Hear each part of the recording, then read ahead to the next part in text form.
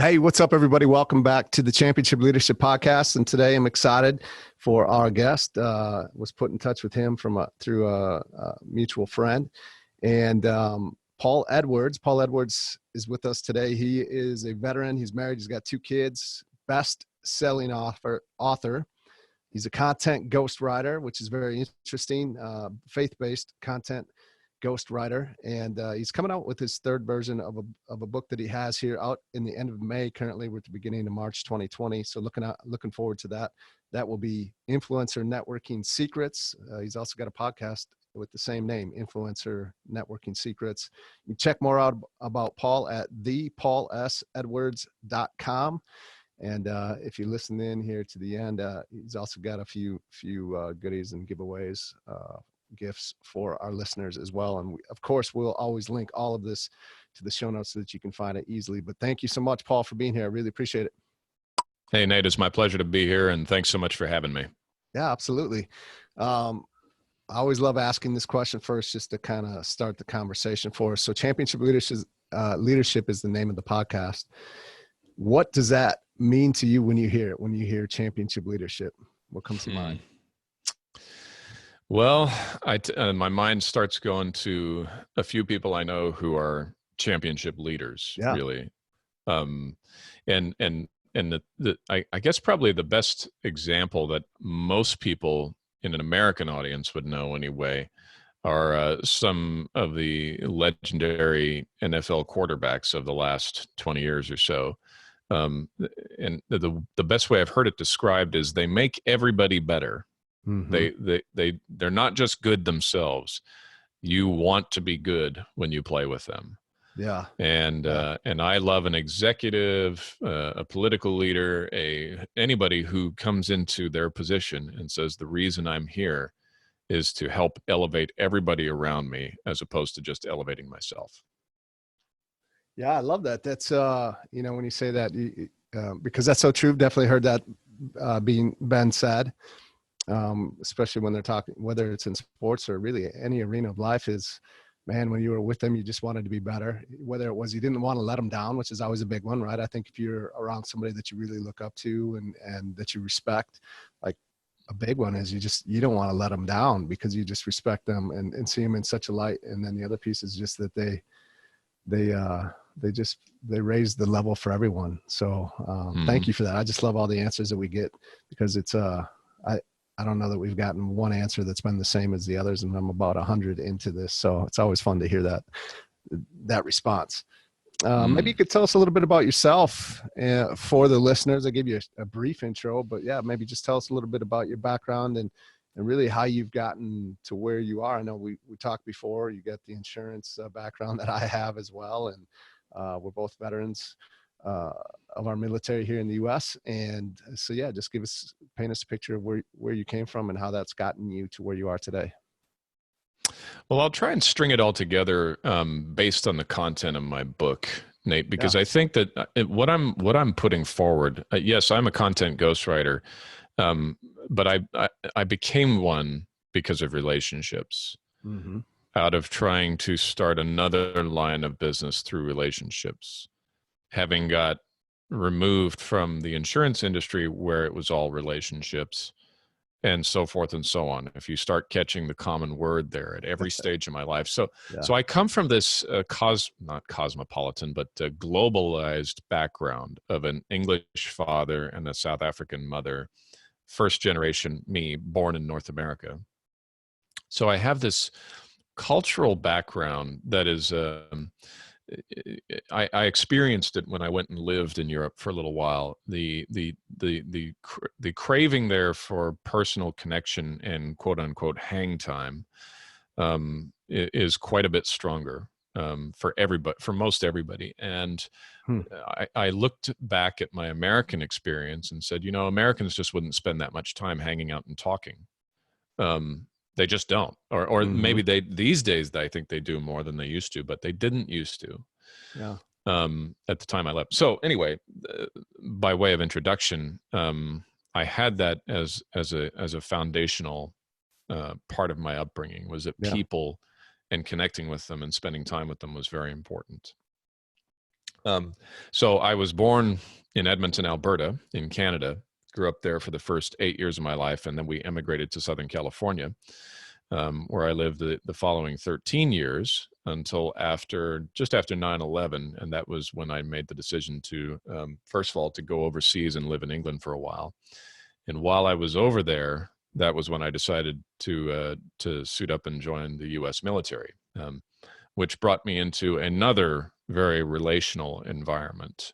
Though it might not, a lot of people I knew who wear the uniform might not necessarily want to describe it that way. Yeah. It was no less true, right? Right. Yeah. And so I just spent years and years and years in one way, shape, or another learning more about people than I think the average person. Not that they're not capable of it, but they just don't choose. They choose not to pay attention to it. And I did. I was fascinated. I was like, why?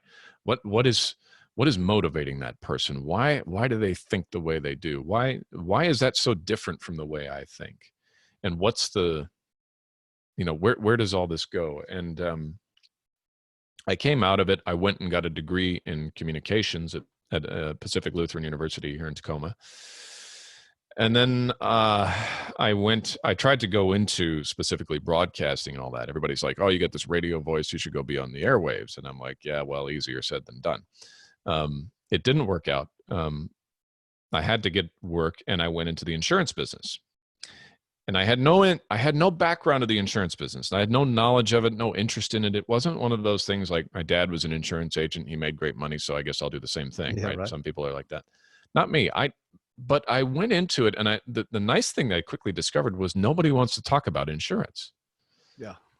Which actually, in my opinion, if you're in that business, gives you a huge advantage, because it means you can talk about anything else you want to. Yeah, right. As long as you don't talk about insurance.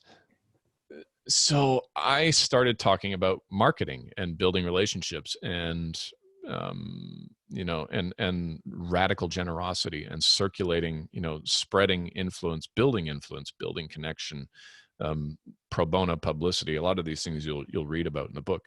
That's what I talked about. And that comes to an end. And by this time, I've built this, this referral machine with just people that I've built really strong connection with, and they're sending me referrals all the time. Matter of fact, every now and then I still get a phone call asking for help with insurance. Yeah, that's awesome. People who don't know that I'm out of the business telling other Right. people who don't know I'm not in it, Yeah. Anyway, I went into trying to do like an author, speaker, coach, mastermind model, worked at it for 2 years, but it led me in this very interesting direction where I couldn't really get anything going with it, but I wasn't prepared to give up. Yeah. So long as God kept giving me a chance to take another swing at the bat. And I built all along the way, the only thing that kept working for me was building relationships with people. And then all of a sudden, just this past fall, around October, I built a good relationship with the right person.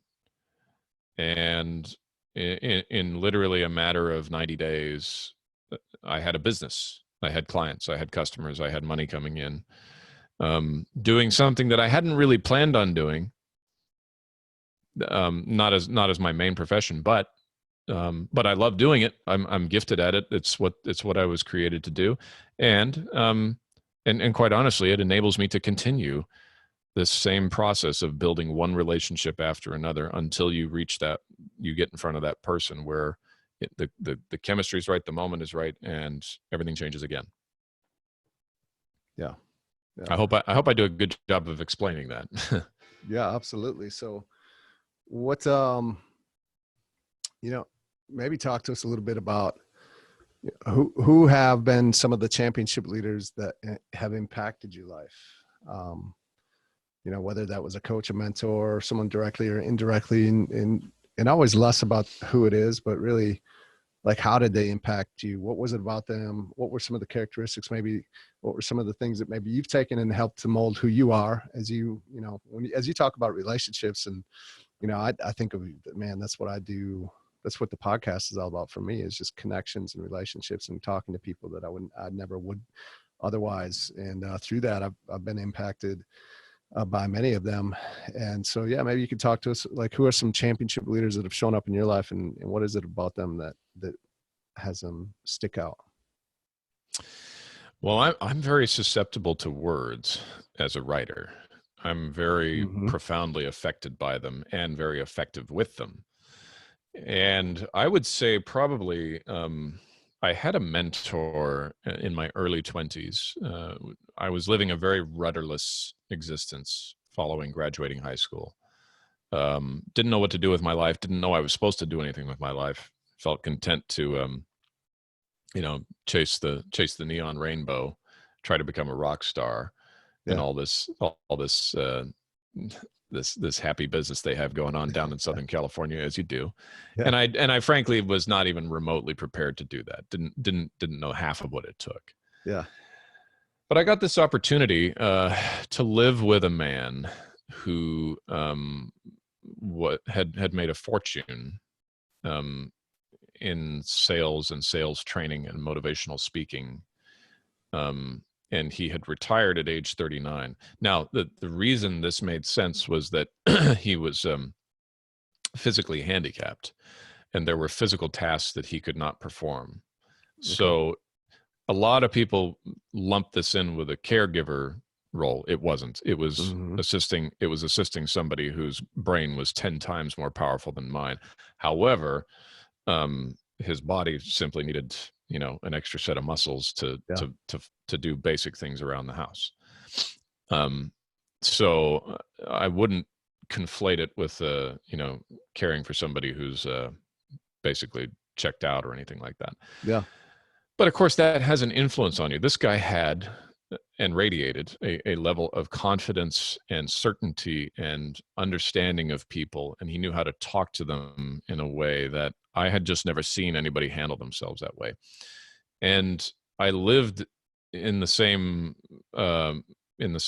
apartment complex. It was a beachfront apartment in Santa Monica, California. Very nice living, which I definitely couldn't afford. And it rubbed off on me, the way he spoke to people, the way he handled himself, the way he was able to talk to strangers, and all of that was truly remarkable. And as soon as I left and began to practice what I'd learned on people, I saw, doors opening up for me right, left, right, and center. So because we think in language, and because we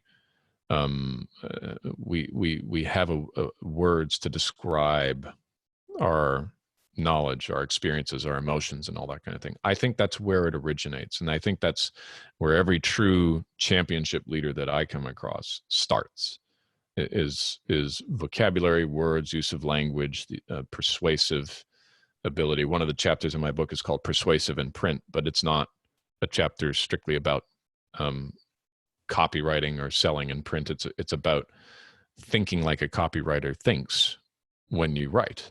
Okay. Because the whole idea is whether you're trying to get someone to buy something or whether you're just trying to make your feelings or thoughts understood in print, there's a science to it. Anyway. I had several great mentors in the military that drummed out a lot of the kind of boyish tendencies, I guess you would say, tendencies to become immature or self-centered, and really taught me a lot about duty and acting like playing the man, even when you didn't really feel like it. I had some of that. I've had some wonderful mentors afterward, particularly through masterminds. Aaron Walker is the leader of the Iron Sharpens Iron Mastermind, where I'm a member, which is a phenomenal group. Vince Del Monte was very pivotal in my life at a certain stage. I've had several of them. I mean, I could go on, but I think hopefully that gives you a good picture. Yeah, absolutely. Yeah. Thank you. As you're talking about being a writer and a ghostwriter in your book and some of the science behind it, where did that come from? Where, have you had some formal training in something in this? Is this something that's just where does that come from? How did you, how have you honed the craft, and how have you gotten to the level you're at inside of being an author, a ghostwriter, and in the written word? as you say, the power in that? Well, I'll I'll give some credit to the fact that I think some people have a natural predilection for this. Mm-hmm. And so I was no more than 8 years old when I saw my father typing away at his computer one day, and I said, "What are you doing?" And he said, "I'm writing a book." And immediately after that, I wanted to write a book too. So I started writing. I started writing one. It didn't make any sense, right? But I wrote one. Yeah. And it never left me. Yeah. After that, as a couple of years later, I became obsessed with reading the Los Angeles Times to see the sports scores. I was following the hockey seasons very closely, and I started creating my own. This is before fantasy sports was a thing. Yeah. I started Absolutely. creating my own fantasy hockey league. And then I got into junior high and high school, and it was dramatic arts and plays and songs and writing lyrics and writing not screenplays, but plays, trying to create scenes and all that. And I loved that. And in the military, the guys used to give me a good-natured hard time because they'd come in from a mission if I wasn't on the mission, and I'd be sitting there tapping away on my keyboard. And they'd say, "What are you doing?" And, giving me a hard time and all that. It's just always stuck with me. You add to the fact that I have always been, I've always had an expanded vocabulary because of my cultural background. Yeah. Both the English and the South African people use the English language very differently from the way Americans use it. Mm-hmm. And you just get exposed to a lot of different creative ways of saying things that Americans, that's just not the way they speak, right? It's just different. It's not, I wouldn't call it better or worse. I'd call it different. Yeah. Then you get a communications degree from Pacific Lutheran. You do these, professional writing, writing for PR, persuasive writing, all these courses. So yeah, I did have some training in it. I had to learn to express myself in insurance because I couldn't talk about insurance. So I had to learn how to speak. I had to get better at doing public speaking and making sure that people were actually interested in what I had to say. Mm-hmm. And right through onto today, all of my, all of the books I've written, the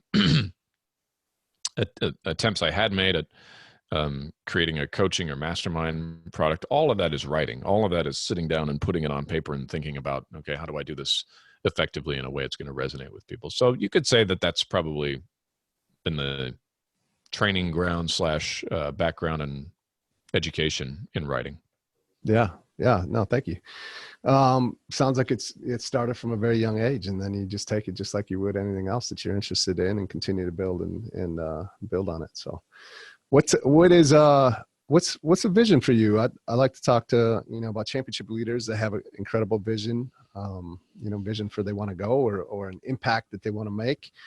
And not only that, but also just some extreme courage to take decisive action on that as well, to actually put it into action for their life, to make the vision a reality.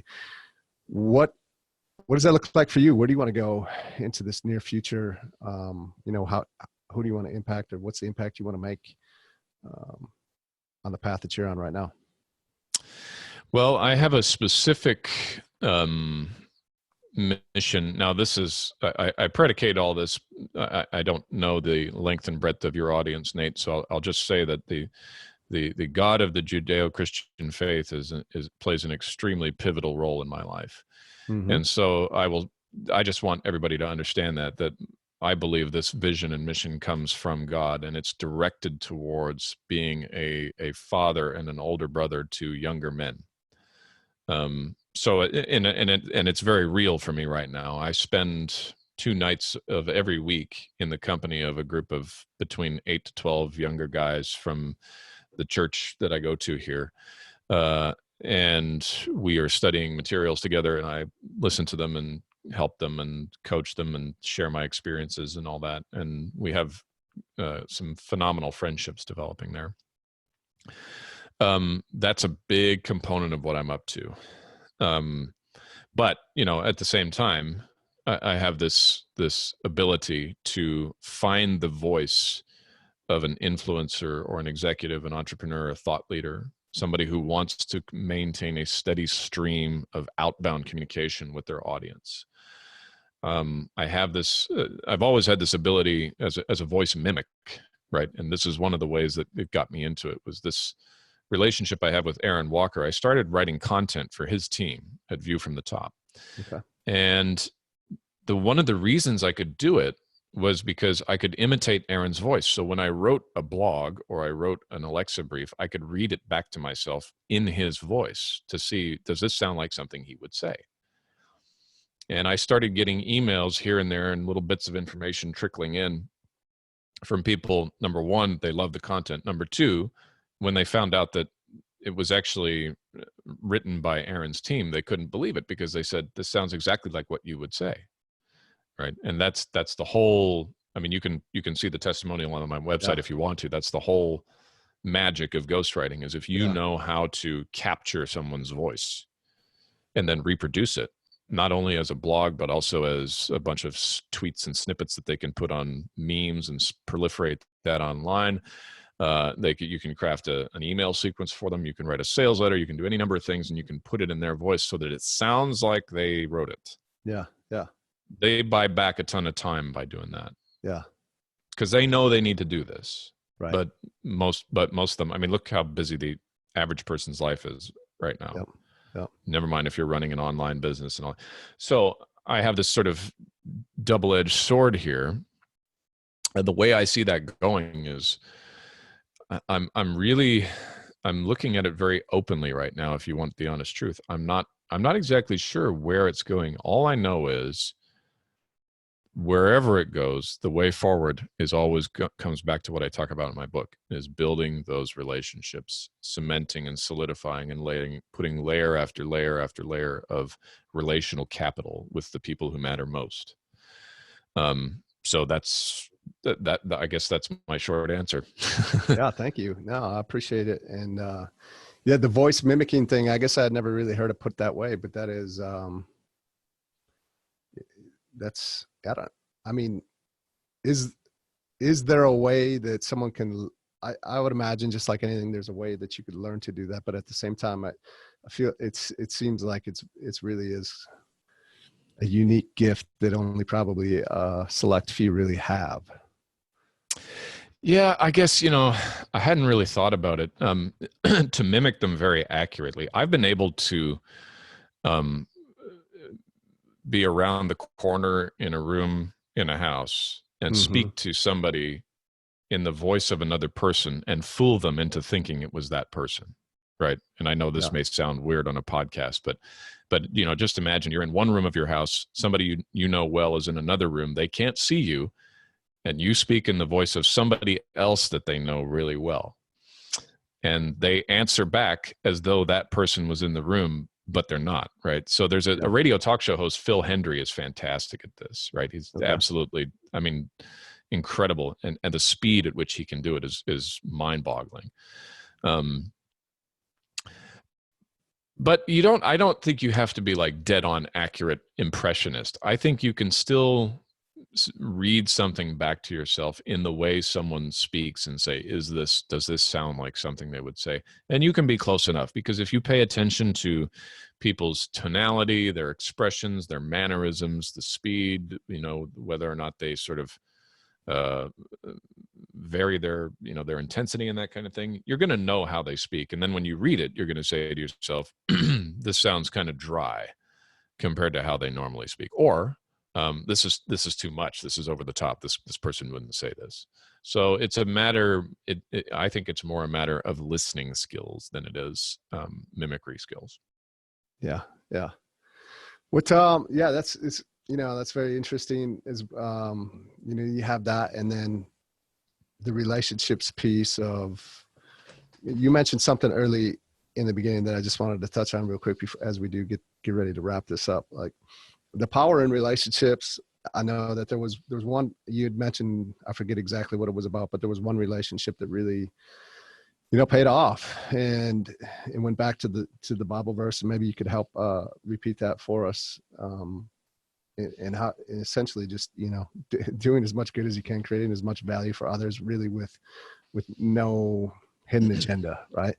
Just because it's the right thing to do is to help others create a ton of value. And then, ultimately, yes, that's going to come back to you. And I think that's what you're doing inside of relationships, and just not for that, but just knowing that is a result of something that will come back, and it's something that did, right? The relationship that could change it for all of us. And a lot of us, I think, myself included, at times we can find ourselves impatient, and like, when is this going to happen, or what's, like, how long do I have to continue to do this? Or it can be easy to get in that place and to continue to remind yourself to be patient. But yeah, I don't know if any of that makes sense for you, but if you could maybe just expound on that a little bit.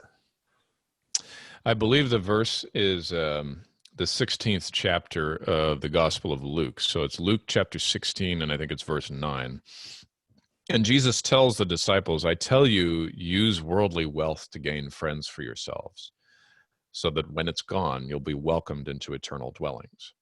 And all he's suggesting there is that we take the wealth that we do have, the resources that we do have, and this can be time, talent, or treasure, right? So if you're broke, don't think you're necessarily disqualified from this. Yeah. And you use it on behalf of the people around you instead of on behalf of yourself. Most people, when they come into any possession of wealth, they use it primarily for themselves. So that the challenge here is to begin using it on behalf of other people. The thing you don't see coming is how what goes around comes around, and how that's going to benefit you later on, right? Yeah. Because if there's one thing that's clear to me, it's that we live in a world where bonding is intricately woven into our existence, positive and negative, right? There are negative ways to bond as well. But positive bonding makes the God I worship very, very happy, right? He is as pleased to see one of his children helping another one of his children as I am when I see my older or younger son help the other one, right? Yeah, right. And he rewards it. And so I stole that, by the way, from Rabbi Daniel Lapin. I just thought I'd say that, but but it's the truth. And this is the thing. I guess maybe I've had some sort of predilection for this as well, Nate. I couldn't tell you. I started sensing it at various times in my life. But I wonder why it is I walk into a room where I know several people in the room, and I start scanning the room, and I see on one end of the room there's person A over here, and on the other end of the room is person B.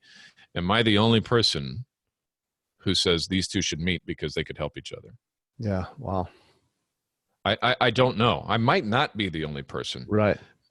But I think I'm that person a lot more frequently than most of the rest of the people in the room. Mm-hmm. I think that's what gives me, that's the superpower. That's the, is just the law of averages, right? If I do that in 100 rooms and another person does it in 2, the odds are automatically in my favor that I'm going to run into an Aaron Walker who changes everything for me.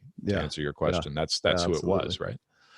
So you have to, this is a lifestyle. That's why you read my book. It doesn't matter what business you're in. If you follow those principles and make that your lifestyle, you're gonna see incredible things happen. Be open also, though. You mentioned somebody wondering, when's this going to happen for me? The other thing I want everybody to understand is sometimes this doesn't happen for you in the current structure you're trying to build. Yeah, right. And I didn't understand that. That's why I got caught off guard. I was at the end of my rope trying to build a mastermind coaching type of environment. Aaron comes along and says, what about the idea of becoming a ghostwriter? And then you could fund something else that you want to build while and that had never occurred to me. It should have, but it never did. Yeah. And I was open to it. I was at a point where I was like, you know what? I got nothing to lose because I'm just going to keep on banging my head against the wall if I keep trying to do what I've been trying to do. All that to say, if you may be sitting in front of that relationship right now, but because you're so fixated on whatever preconceived notion you have, you're shutting off the possibility for that person to help. So be open to the idea that you might have to go forward the roundabout way. Yeah, it might just not play out or look the way that you envisioned it to do, right? But it's the opportunity still could be just as great. So yeah, thank you for that. I really appreciate that. As we do wrap it up here, what would be maybe one or two things that if our listeners, I think our listeners they're leaders, they're entrepreneurs, they're business owners, trying to figure this life out. What would be one or two things you could give them that if they implement today would help them move forward today? Well, there's a couple chapters in my book that I think are utterly foundational to this. And the number one, I call it be a magnet, not a pusher. So hopefully this is out of date, but it may not be, especially if you're new, this is your first time trying it.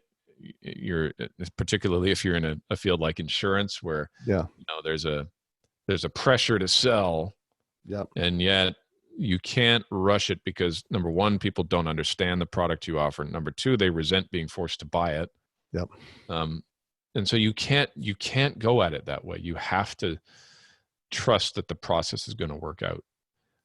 And so you have to remain, what I call it, the monastic heart. You've got to have a benevolent detachment from making sales and a ruthless attachment to being valuable to the people around you, because that will come back to you in spades. But the only way you can be valuable is by dropping the sales agenda, dropping I got to make money right now, and focusing on serving the needs of your fellow human beings. That is, after all, where any income is going to come from, right? Right. Totally. One way or the other, you're going to get paid by somebody who currently has money you don't have. So that's the one. The other thing I would say is chapter 2, which is pro bono publicity. And the other chapters will follow suit. They'll all come into play. But pro bono publicity, to me, the only thing that worked for me while I was in insurance, after I left insurance, and it still works for me today, is very much like what you and I are doing right now, a podcast, or start a trade publication, or start a networking group that's not a networking group. The example I have of this is I used to host a monthly game of cigars and pokers at a local cigar shop. They had this nice lounge out back, and we would set up poker tables and we'd play cards and smoke stogies. And I tell you, a ton of business was done over that table because guys came and they got to play a friendly game, just chip in $20, play for a couple hours, smoke a stogie, have some yucks. There was no talk about, giving your 45-second commercial or what's the latest thing in your business. We're not doing any PowerPoints. We're just playing cards and having fun. Yeah. And guys would just do deals. I'd hear it about both ends of my ears at the same time. Two guys over here talking about this real estate deal. Two guys over here. This guy needs a car detailed. This guy needs his house inspected for pets. I mean, it's just, I was mind boggled. I was like, there's more business taking place at this table of 10 guys than there are in some networking groups with 50 people in them. Right. Yeah. So that's another example. Or, going and doing promotional videos. I used to go to real estate listings and I'd do video tours on behalf of realtors who barely knew me. I'd come in, hey, my name's Paul. I'm with Liberty Mutual. I don't want anything. I'm not here to bug you. I heard about your listing. I was wondering, it looks really cool. Would you mind if I did a video tour of it? And people like, video tour? Yeah, I wanted to help promote you on Facebook. They never said no. Yeah. I believe it. Yeah. Yeah. And many times that the listing, I'm not taking credit for having sold a real estate listing by putting a video on Facebook. It's just that you're adding kinetic energy to a process that's hard for them to start. Yeah. Right. But, if you do that and everybody else is just sitting on their duff in their office waiting for the phone to ring, you immediately create a distinction between yourself and your competitors. Yeah. Yeah. Powerful. Yeah. Thank you. And I believe the listeners will be able to get a free PDF of this. Is that right? Yes. Yeah. So we are creating a page here, thepaulsedwards.com/championship leadership, where listeners of your show can go. They can get a free digital copy of Business Beyond Business. In addition, we have a couple of tools on there that'll just help you, start to think more clearer about a lot of things. We have a spouse assessment, which helps you find out what your spouse really thinks of you. That's a fun one. But also we've got a personal assessment. It just helps you get on paper, this is how I think, who I am, that kind of thing. And a goals and dreams worksheet. Yeah. Great. And I appreciate you putting those out to the listeners. So thank you so much for that. And we'll definitely get those links set up inside of the show notes as well. But I just want to thank you for taking some time. I've had an incredible conversation with you today, and hope to stay connected here in the future as well. So thank you, Paul. Hey, my pleasure, Nate. Thanks so much for having me. Yeah, absolutely. Have a great day. You too.